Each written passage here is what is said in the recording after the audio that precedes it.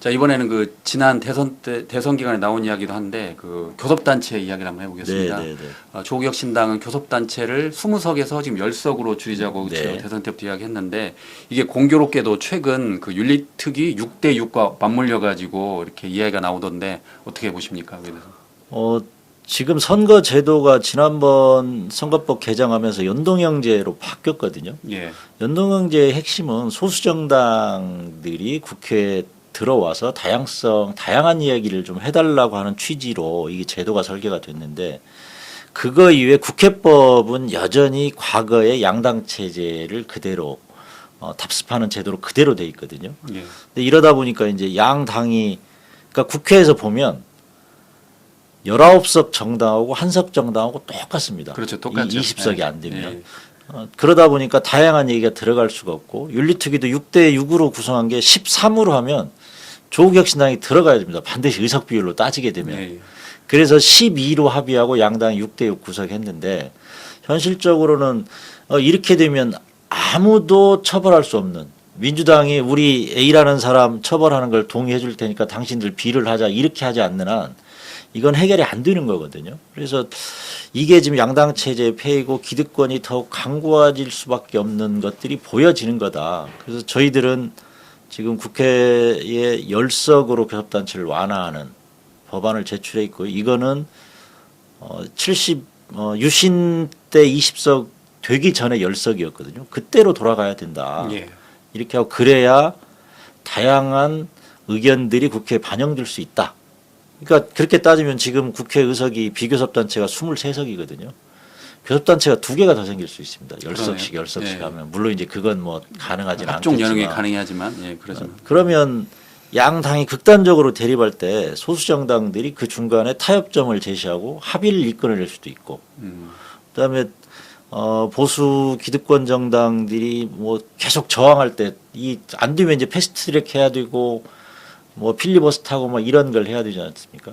근데 국회 운영할 때 여당이 있고 야당 중에 여당하고 생각을 같이 하는 야당이 하나 있으면 이 법안이 이 한 야당의 반대만으로 해결이 안 되는 거거든요.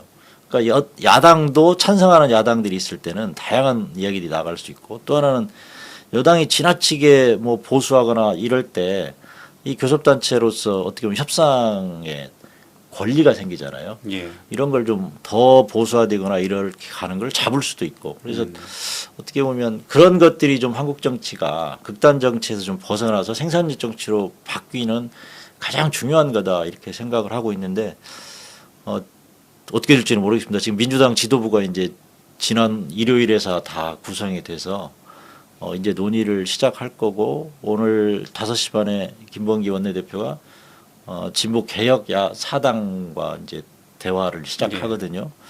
그러면 뭐 거기에서 자연스럽게 논의가 나오지 않을까 이렇게 생각합니다.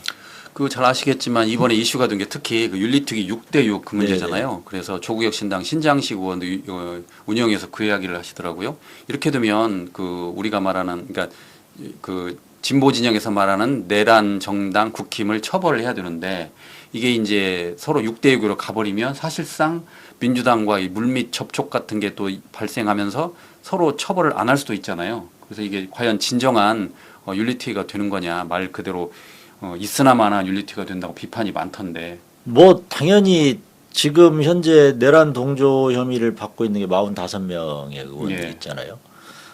이분들을 처벌할 수 있는 근거 아무것도 없게 되는 겁니다. 거기에서 국힘이 우리 45명 처벌해 주세요. 뭐 스스로 상납하지 않는 한 그렇죠. 예. 이게 해결이 안 되는 거고 결국은 국회의원은 윤리특위 징계에 의해서만 제명 등이 가능하거든요. 본회의 표결까지 가야 되지만. 예. 근데 그런 걸 실질적으로는 하지 않겠다라고 저는 선언한 거 아니냐. 예. 그래서 실은 대단히 유감스럽게 생각하고 저는 이 민주당이 의석수를 윤리특위에 그 원구성할 때 13석으로 하든지 아니면 국회법을 개정해서 반드시 좀 비교섭이 들어갈 수 있도록 하든지 이렇게 해야지 뭐 둘이 짜고 치지 않는 한 이게 방법이 없다라는 거죠. 어떤 사람은 처벌하고 45명 중에 국민의힘 지도부가 이 사람 우리 마음에 안 들으니까 이 사람은 처벌하고 이 사람 봐줍시다 이럴 수가 없는 거잖아요. 그렇죠. 없죠. 예. 그러면 전혀 바뀌지 않을 거다. 그래서 현재 국회를 유지하려고 하는 한편으로 보면 김병기 원내대표나 민주당은 윤리특위를 구성하는 데 목표를 뒀지만 윤리특위 구성을 해야 되는 목적이 있잖아요. 이 목적에 대해서는 전혀 고려하지 않은 좀 아쉬운 협상이었다 이렇게 생각하고 있습니다. 진짜 그렇게 되면 최악 경우 내란 정당 그 혐의를 받고 있는 국힘은 아무도 처벌을 안 받게 되는 거네요. 네, 그렇게 될 거라고 봅니다. 예. 현실적인 문제고요. 다만 이제 현재 위험한 건 이제 이준석 대표 같은 경우가 좀 위험하죠. 거기는 양당에서 예. 합의할 수 있는 뭐 이래서 저는 그것도 좀 거기 하나 위험하겠네 이런 생각을 했습니다. 그러겠네요.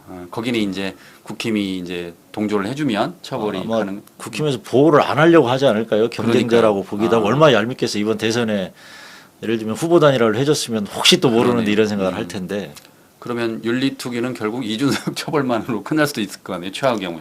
뭐 최악의 경우에는 그러지 않을까 아마 그게 최선이지 않을까 싶은데요. 저는 예. 최악이 아니고 아, 예.